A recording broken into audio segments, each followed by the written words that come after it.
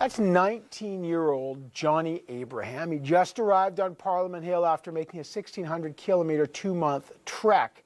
He's one of the 6 youths who left their James Bay community in January. Look at this route they took. With a guide, they traveled by snowshoe and by foot to Ottawa.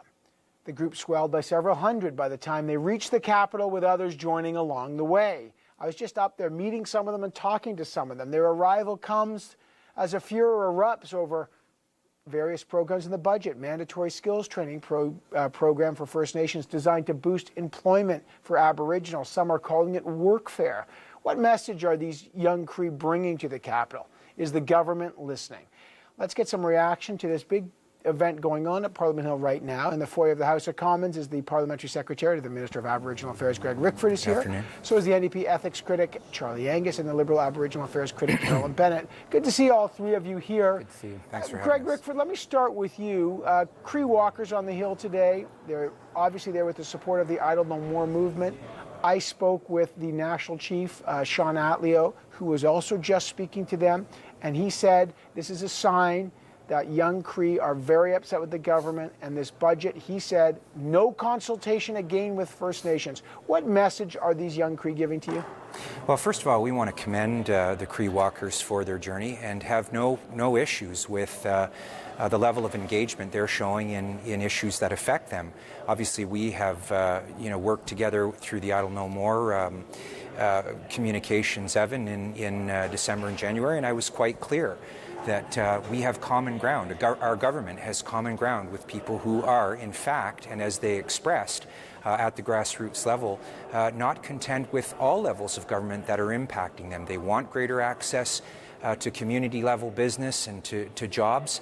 That is something that resonates with us. That's why we've taken those important steps moving forward to ensure, for example, in northern Quebec last fall, we sought unanimous consent and got consent for a self-government agreement that was long overdue to be brought into effect. And it's giving those communities opportunities in economic development and jobs. So if they've come down here to talk about those kinds of things, they'll understand very quickly that that's a conversation we continue to want to have with those folks. And I've met with Idle No More folks back in my riding about this, and we share those concerns, and we're moving forward on the kinds of skills training that will help provide a foundation for their integration into jobs and economic development in their communities. Let me just talk about these skills training in the conversation. Sean Atleo was very, he didn't mince his words when he said this budget is a classic example of the government promising to consult. You had that meeting between Sean Atleo and the Prime Minister, and they said then they didn't even bother to consult. They imposed a solution on skills training. They didn't talk to me. I didn't know it was coming. So you promised to consult on one hand, and he was unequivocal. You did not consult again. So how do you explain trying to bridge this you call a conversation when the national chief is saying you're not even talking to him, you're imposing solutions? Well, first of all, Evan, from the outset of your show, you used the word mandatory. And in fact, it's not that. There's a governing principle here. It's an opportunity to First Nations communities to voluntarily enter into a program that seeks to enable young Aboriginal Canadians to design a work plan in an effort to have training that has the line of sight. But Mr. Rickford, the word mandatory participation is a quote from your budget. Right, yes, sir, I'm not it is. using a word That's that the you didn't well, use. no, but it's mandatory. Tough but fair question, Evan, but importantly, it's voluntary for the communities. The communities themselves make decisions around this, and this program is modeled after some very successful programs we've had in two regards. First of all, this is very common in a number of provinces, British Columbia, Saskatchewan, Manitoba, and Ontario, for income assistance that has some requirement that people develop personal plans that have a job in the line of sight. And second of all, they are based on some pilot projects that we've had tremendous success with in the past couple of years for active measures around income assistance. So this consultation has taken place in lockstep with communities who've wanted to be involved in something like this. We've had tremendous uptake. If you go to Whitecap, Dakota, you'll find a zero unemployment rate. In fact, they're taking people in from outside of their community because of the success like programs such as this. So it's out there, it remains voluntary, and we'll leave it to the decision makers at the community level as to whether they want this enabling instrument for their young constituents. constituents.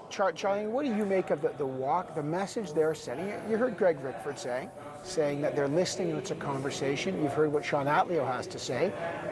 What's your view of what these Cree walkers represent? Evan, I think it's really important to see this in the big picture. There are a few moments that are really heroic in a country's history. We think of Terry Fox, that is still remembered and people are still very emotional on. For weeks, in First Nation communities in every part of this country, they've been watching these walkers.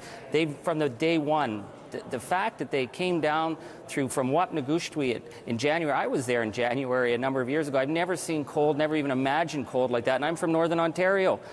They walked here with a message, which is not confrontative. It's about we need to create a new relationship, and I saw the young people coming again and again and again. This was a moment, a symbolic moment. It's not about details. And this is a moment when a leader steps forward and greets that. And unfortunately, our Prime Minister flew out of town for the photo op with the pandas, and I think that was a real lost Charlie, moment. Angus, I talked to Sean Atleo on CBC Radio's The House. I was just saying that to Greg Rickford. He was upset that the government didn't consult him, but he was also upset, frankly, that the opposition was imposing a view on the government's program, and I'm quoting him. He said, the opposition are telling us how to think. That's also patriarchal. I'm using his words here.